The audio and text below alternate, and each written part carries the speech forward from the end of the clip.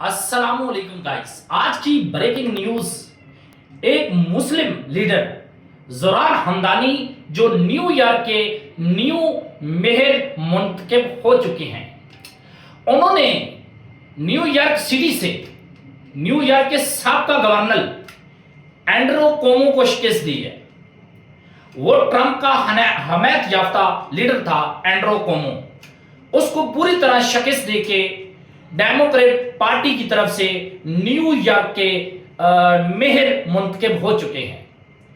Trump ने New York के mayor मुंतखब होते ही जोरान हमदानी को धमकी दी है कि मैं न्यूयॉर्क के वन टू ऑल फंड रोकूंगा, आप न्यूयॉर्क में कोई काम नहीं कर पाओगे।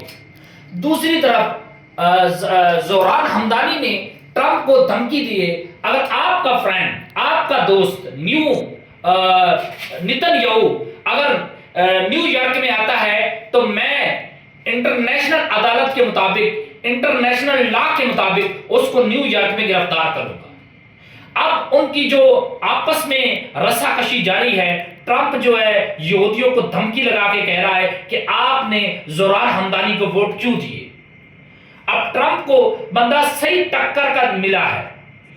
अब आने वाले इलेक्शन में ट्रंप के मद्दे मुकाबले ट्रंप का हमायत याफ्ता जो भी लीडर आएगा, उसके मद्दे मुकाबले में जोरान हमदानी को डेमोक्रेट पार्टी की तरफ से लाया जाएगा। अगला जो अमेरिका का सदर है वो जोरान हमदानी होंगे, ये मेरी बात याद रखना।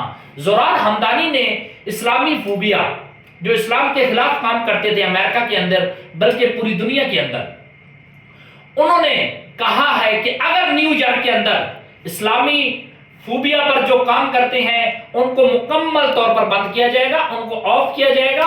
अगर कोई इस्लामी फोबिया के मुताबिक काम करता है तो उसको गिरफ्तार किया जाएगा। इसके बावजूद न्यूयॉर्क के तरक्की याफ्ता जितने भी काम है, उन्होंने फ्री बस सर्विस का आगाज किया है, रोटी कपड़ा मकान का ऐलान किया है। जोरान हमदानी एक ग्रेट और एक अजीम लीडर हैं जो अगले अमेरिका के मुस्लिम हुक्मरान भी हो सकते हैं।